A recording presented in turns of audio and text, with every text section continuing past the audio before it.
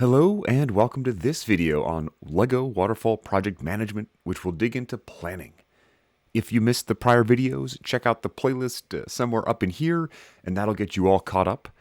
The last video focused on initiation, which is where a project begins. Typically, this involves a project manager working with a sponsor to get things like a budget, to get sign-off on the project, to get a team together, general milestones, and then to kick everything off to introduce the team to the project. In our LEGO example, we found we have a budget of about $50. We didn't want a fantastical or Marvel superhero kit, and we wanted something we could display, maybe something that would look nice in the window back there.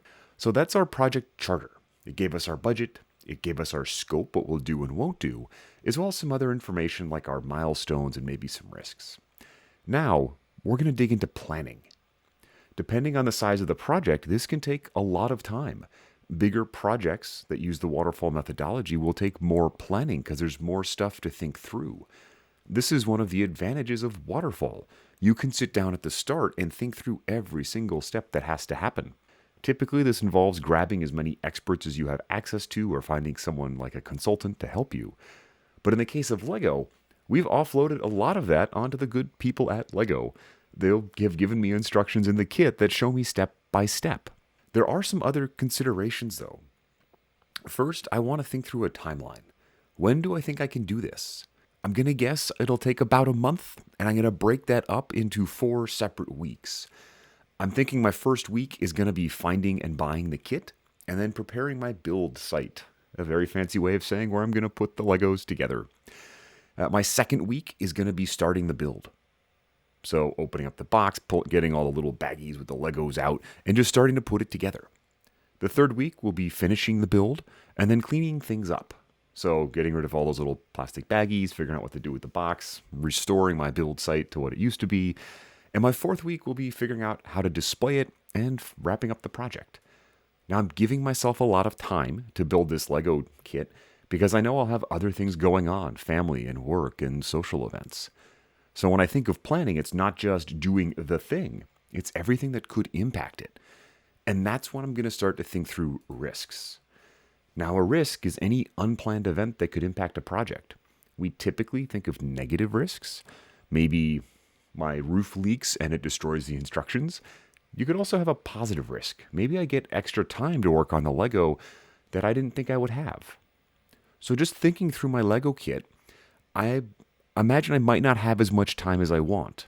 And so to help mitigate that risk or how to help reduce its impact, I'm giving myself a full month to build the kit instead of just a few days. This should give me a lot of wiggle room to move things around as I need to.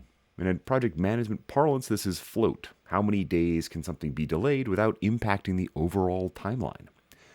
I won't dig too deep into this kind of sequencing, but there are a lot of complex ways to make sure that the tasks you have planned will line up and get you to your endpoint, and then figure out where your critical path is, which set of tasks can't be delayed. I'm very lucky in this project. Again, it's putting a Lego kit together, so I have a lot of float time. But I want to account for that by having extra time in case something happens. Another risk I can think up is maybe the kit isn't delivered as quickly as I would like. Maybe there's some kind of delay with the shipping company and they send it to the wrong place or I don't get it on time. There's not much I can do to correct for this other than add a little bit of extra time. I could mitigate this by going to a store myself and buying it there and reducing or eliminating the risk that it will take too long to arrive. Now, thinking through my plan, I don't have the time to go to a Lego store or the mall to go buy one. So instead, I'm going to order it online. And this is a decision that I've made based on what I know about the rest of my life. I don't have time to get to the store. So when we think through planning, we'll balance things out. You'll talk to experts and they'll help you figure out the best way they think to do something based on what they understand. So I've identified I want to get this kit online. So in planning, I'm going to identify a few online vendors I could go to. I'm going to start by just writing down Amazon. I've got eBay. I've got the Lego store and maybe Target. So 4 online vendors that I can go to. And this will give me some options. Maybe one has a cheaper kit. Maybe one has one that the others don't. But those will be the 4 sites that I look through to find the kit that I want. On bigger projects, you'll also want to make sure your project team is available for your scheduled timeline. Maybe someone's on vacation or the office is closed.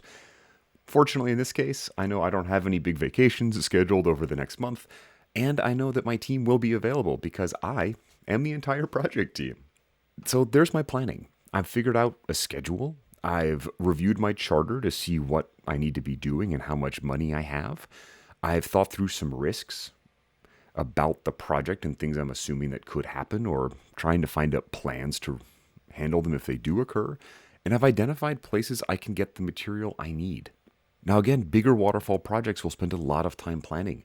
The first one I was on spent months figuring out every step because once we start executing, it's a little bit harder to change the plan. There are ways to do it, but it requires a formalized process to make it happen.